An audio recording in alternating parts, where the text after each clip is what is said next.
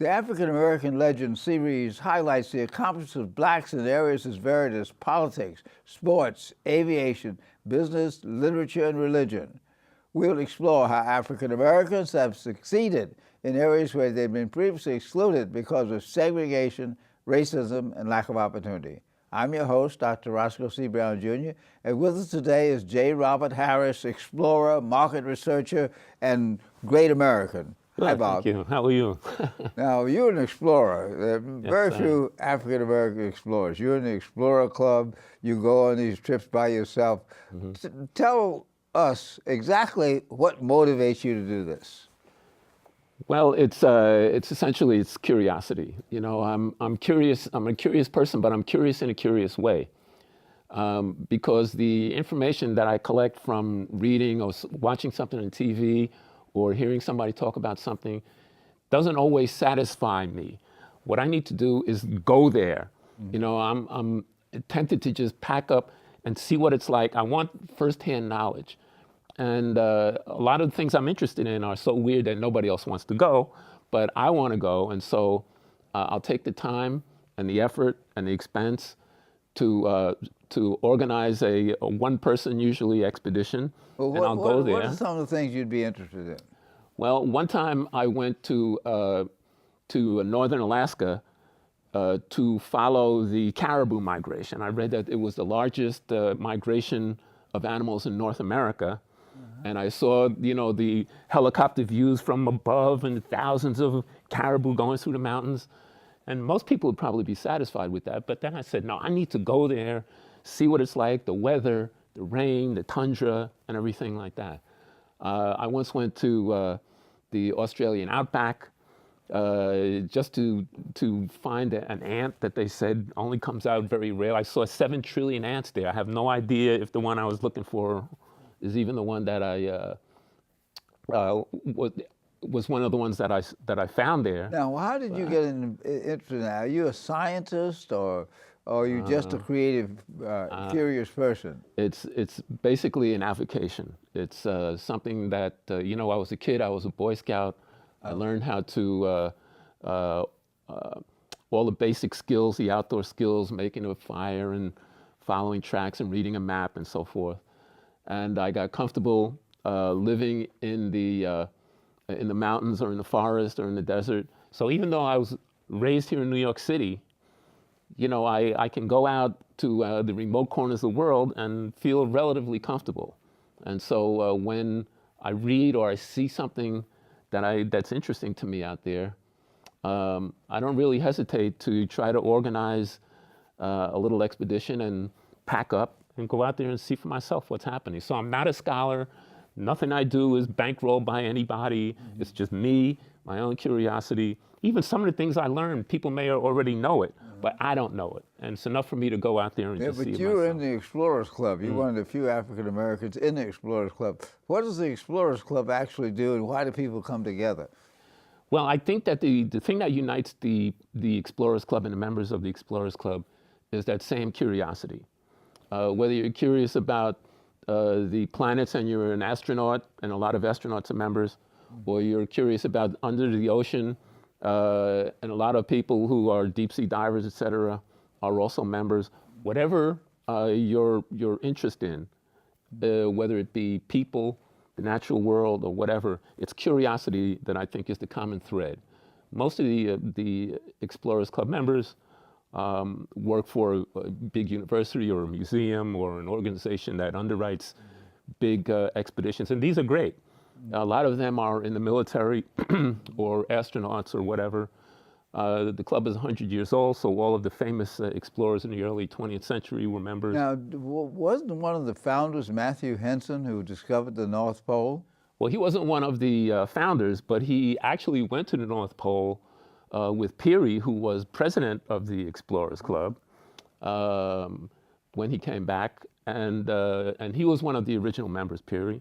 Unfortunately, Henson couldn't get in, even though he had gone all the way to the North Pole with Peary. He couldn't get in because of race. Because of race, and finally he had to wait until the mid-1950s before he finally got in. But Now he's recognized as a co-founder or co-discoverer of the North Pole with Peary, which I think is good. You know, so kind of what goes around comes around. Which, of course, is true. He Which was. of course he took every step that Peary I took. heard He that took. he was actually the first one to be there. Yeah, he probably was. Peary had problems with his feet. He had frostbitten toes and couldn't walk, and so he was on the sled most of the way. And Peary had to, and Henson had to walk ahead of him to break the trail. And so technically, I guess Henson actually arrived at the North Pole before the other people in the party got there. But Peary, being the head of the expedition, of course, got the credit for it. Now, African Americans have done some very interesting things, and I know that one of your trips took you up to Canada to the Knoll Trail, where African Americans helped to build that during World War II. Tell us a little about that. Well, you know, this happened right after Pearl Harbor, and there was, you know, now that there was war in the Pacific, there was real concern that maybe the Japanese would invade through Alaska or the Pacific coast. And so, of course, they built the Alcan Highway or the Alaska Highway to move equipment and men up that way, but there was no oil for the trucks or the planes or whatever. And so the military looked around for sources of oil, and the most northern oil well in North America was in northern Canada, 75 miles below the Arctic Circle, almost to the Arctic Circle on the Mackenzie River. And the idea was to try to build a pipeline from the Mackenzie River over the Mackenzie Mountains down into the Yukon and to a refinery and refine the oil and use it for planes and vehicles. It was a crazy idea. It came together like in one day, but at that point in time, in early 1942, that was the way the mindset was. Everything had to be mobilized quickly and everything, so it wasn't really thought out that well. But the thing that really drew me to it was that this was one of the largest engineering projects ever attempted. And nobody ever heard of it. To this day, nobody's ever heard of it. Why is that? Because by the time they finished the pipeline, they didn't need the oil anymore. The U.S. government, Congress undertook a probe of why it was done, and the Congressional Committee decided that it never should have been done. The money never should have been spent. Let's just forget that the whole thing happened. And somebody made a lot of money. People made a lot of money, you know, during the small time that it was open and operating. That project cost $300 million. And this is 1940s money. Over 55,000 people worked on it. It was bigger than the Hoover Dam, more expensive than the Panama Canal. Nobody ever heard of it before. Even wait a minute. Today, yeah. Even today, the Canal Pipeline. Let me ask this. Nobody's ever heard of it. How did you hear about it? I read about it in a magazine for backpackers, because I'm that kind of an outdoors backpacker guy. And the route of the pipeline is now a National Historical Trail of Canada called the Canal Heritage Trail. It follows the route that the pipeline used to, where they used to have the pipeline, and it's billed as one of the most difficult backpacks in the world. It goes through 10,000 square miles. It's totally uninhabited, grizzly country, 4 mountain ranges, 3 major rivers. And so I said to myself, wow, I need to see if I could do that. I'd just like to see, just the adventure of it really thrilled me. That was one thing. There were 2 other things that brought me up there. The second one was the size of the project itself. How could something that big be so unknown? I had to go up there and see the pipe on the ground and everything like that. And then the third thing was that all that equipment got up there because there were African-American troops from the United States Army who were sent up there as laborers, the 388th Engineer Battalion, 2,500 men, to get all that equipment moved to the far north. And I said, wow, you know, my father was in World War II. What was the name of this organization, military organization? It was the 388th Engineer Battalion.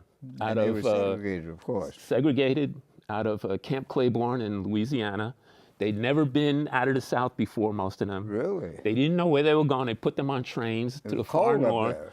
All they knew was it was getting colder and colder and colder every day as they got farther and farther north. They had no idea where they were going or why they were going there. And so they just ended up there, and they saw Indians there. Indians had never seen black people before. When I finally finished this backpack, I was still more curious than when I left. So the first thing I did when I got home is I tried to find an African American soldier who had been up there to find out what he thought about it. And I actually found one. Mm-hmm. And I sat down with him. I interviewed him a couple of times at his home in New Jersey. And he gave me some real insight, which was great because I had actually been there. And Were so, there any white troops doing this?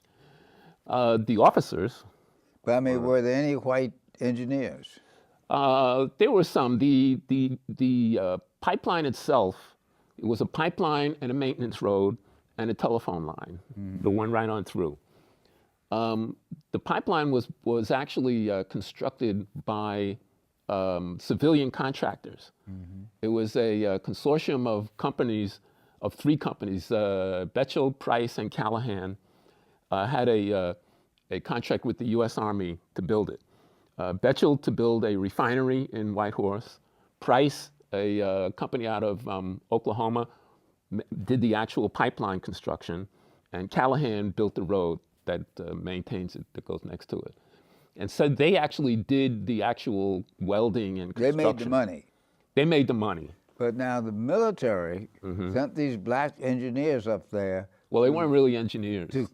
well, they were laborers. They were labor, yes. Yeah, but they called them engineers. Engineers, yes. To clear the way, to clear the route for the pipe. See, here's the thing. In 1941 and 1942, northern Canada was like a different planet. Nobody had ever been there. Nobody, even to this day, nobody lives there. There had never even been a plane that flew over that area at that stage. So the idea was, how do you get all this equipment up there to even start building a pipeline? The northernmost railroad ended about 280 miles north of Edmonton, Alberta. That was still about 1,200 to 1,500 miles away from the beginning of the pipeline. And so from there, you had to take it off the railroad, all the freight, put it on a barge, send it down a river. Then the river got to the big lakes, the Great Slave Lake. You had to put it on a lake barge, float it across, then put it back on a river barge down the Mackenzie River, which is the second largest river in North America, for another 500 miles to the pipeline site at Norman Wells. The pipeline site was 1,500 miles from Edmonton, from near where the railroad ended, and all that equipment had to get there. Now, when we say all that equipment, you stop to think it was all the pipe, obviously, but it was everything else. It was The tractors. the tractors, the parts, the tires, the typewriters, the houses. They had to build actual, Well, what was the role of the black troops? to basically stevedoring it, loading and offloading the boats. They had to take it off and put it in trucks when the river had, there was some rapids on the Athabasca River, 16 miles, and they had to take everything off the boats, put them in trucks, drive them 16, then offload from the trucks back onto the boats again. And so the black troops were stationed all along this, what they call the supply route, the northern supply route. If they couldn't get that stuff up there, the pipeline never could have been built. And they got to be experts at it. But it was a rough life for them. They How long had did to- it take them to do this? It took about 2 years 2 to years. do it. And right. the black troops were there for those entire 2 years? They went up, they started going up in the late summer of 1942, and they stayed there until it was built in around April, May of 1944 when it opened. And when it opened, it was only open for 11 months before they closed it down. Because by the time they got it built, they'd already figured that it was really a kind of a waste of money. But at the same time, the Japanese threat to North America had evaporated when the attack in the Aleutian Islands was defeated, and the Japanese lost at the Battle of Midway, and so now you could put all the oil on a ship and Now, float it up there. Did these troops get any recognition? Did they get any awards? This is like a hidden story. They got nothing. The thing that they liked most, or the thing they got the most satisfaction out of, was the fact that they could leave. And so they shipped them all back to the States, and then they shipped them over to Europe to fight in Europe, where they were part of the Red Ball Express, driving trucks to supply the invasion after Normandy. But now, what was the relationship between them and the indigenous population, the so-called Canadian Indians? The Canadian Indians, or First Nations people in Canada, of course, were living up there, and they had no clue about anything. They didn't know there was a war going on, even though the war in Europe had been on, for a while then. All of a sudden, all these military people start showing up, and they all seem like they're all black, and they had no idea what was going on. Now, there were some white officers and men that got there first, and they told the Indians that black soldiers were coming up. They said that they had tails. They said that you better stay away from them. They'll eat your children. All kinds of weird and untrue things about them. And the native people there were actually afraid of the black troops that were coming. There was a number of interviews were done among the Native Americans after the war. This is how I know this, because I researched that as well. And they were saying that they were not allowed to fraternize with these black soldiers when they got there. Black soldiers were also told that they couldn't fraternize with the Indians. The Indians were hired by the military to do cooking, chopping wood, hunting for food. The women used to iron and wash and mend uniforms and things like that. So they did hire a lot of the local people there, but they had no idea. They saw these black soldiers, and at first they were afraid. They wouldn't go anywhere near them. This gentleman that I interviewed, a private Jake Toller, who was up there, said that when they got there, they would see the Indians looking at them from behind the trees, but when they would walk over to them, they would disappear. Oh. And That's the impact of racism. That's the impact of racism right there. Now, did you take some pictures while you were on this trip? I did. When I got to Norman Wells, which is the town on the Mackenzie River where the oil wells are, I went into, they have like a little museum for the Canal Trail thing there.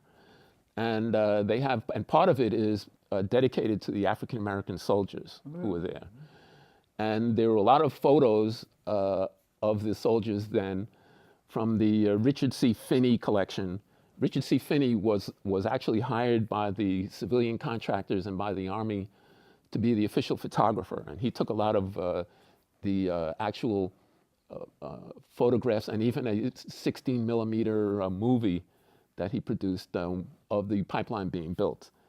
And then when I went there, I of course took my own camera and I took pictures of what it was like when I was there, which actually is not much different in terms of the environment and the terrain than it was in 1941, 42. People still don't live there. It's still completely pristine. Really beautiful, though. Did they move the pipe? Did they remove the pipe when they didn't need it? When they shut the pipeline down, what the Army wanted to do was kind of sell the whole operation, ideally to an oil company, to open it back up and continue doing it. Nobody wanted to do it. It was really expensive to maintain. The bridges had to be repaired every spring because the winter storms took them out. The pipe was only 10 millimeters, 100 millimeters, 4 inches in diameter, and they laid it on the ground. And that was pipe construction back then. They had no idea what permafrost was and how that would impact negatively on the road and the pipe. And so there were huge oil spills. It was just a big mess. Now they've learned since then how to make pipes and how to do pipelines in the far north.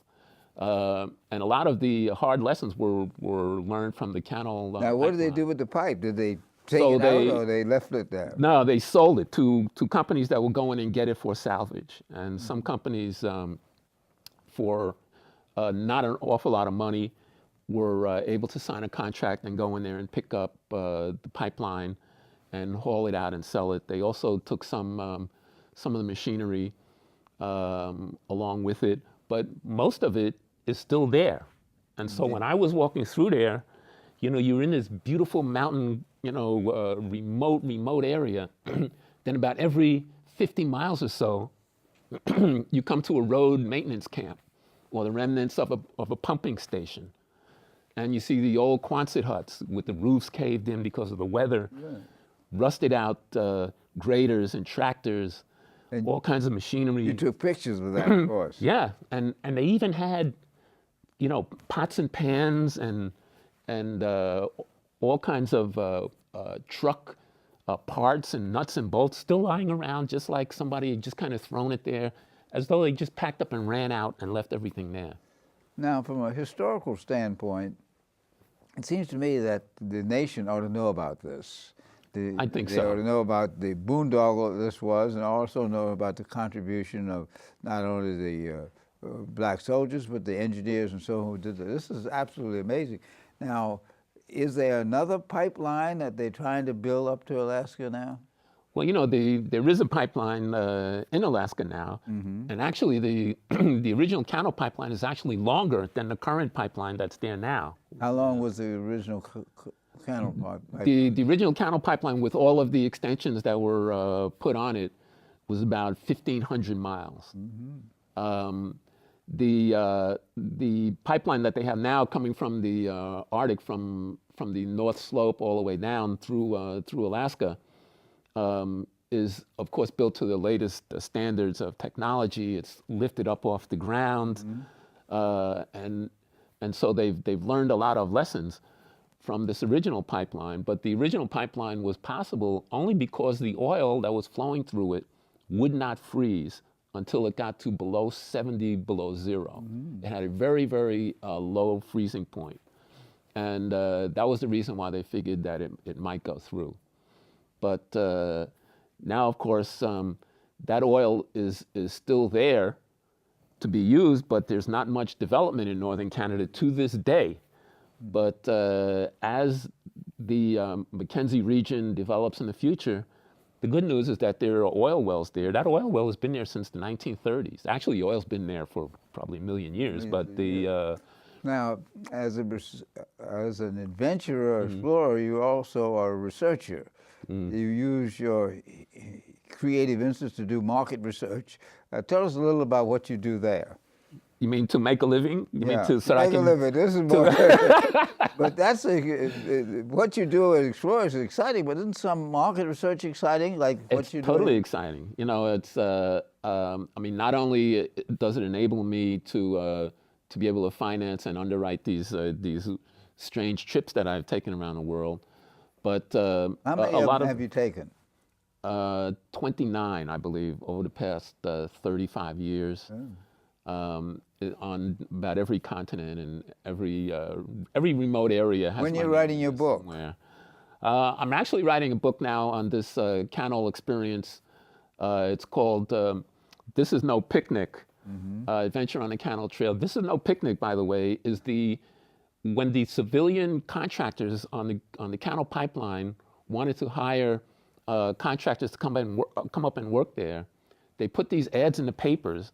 And the headlines said, "This is no picnic." And it said, "The weather's bad, the mosquitoes will kill you, the grizzly bears, this and this and this." They didn't even say in the ad where the pipeline was going to be.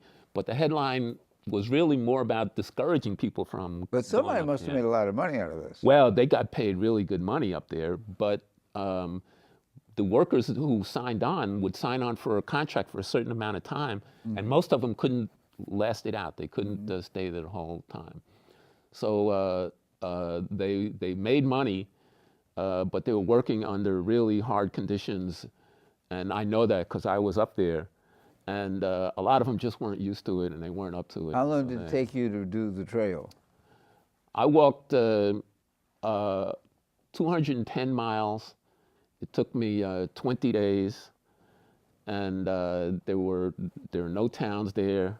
There were no nobody lives there And you permanently. did this by yourself? I went by myself, you know, and when I got to Norman Wells, the little town that I left from, and the people there were like, "What are you doing here?" What You know, were you doing there? Well, I said, "Well, I'm going to hike the trail, the pipeline trail." And they said, "Well, where's the rest of your party?" And I said, "No, it's just me." And they said, "Well, where are you coming from?" And I said, "New York City." And they, you know, you're looking at each other like, "Man, you know, the guy's probably suicidal, man. You know, you're going to do this by yourself." I was also, you know, not the backpacker profile. I was 55 when I did this. Showed up by myself. And they said, "Listen, man, are you sure you know what you're doing?" And I said, "Yeah, I think I do." But you had a telephone to keep contact No, with base. no. How do you keep contact? I had no contact. Remember, this was, there were no cell phone stations up there. Cell phones would not work. Yeah. And there was really nobody to man them, probably, if they had any there. So you went on the basis of faith and hope. And my experience, In your and the planning that I did, and the detailed studying of the maps, and all the research that I did on it. Well, certainly, we've been talking with J. Robert Harris, explorer par excellence, and it's absolutely amazing you've done this. Thanks a lot for talking with us today, Bob. Well, thanks for having me here. Appreciate it.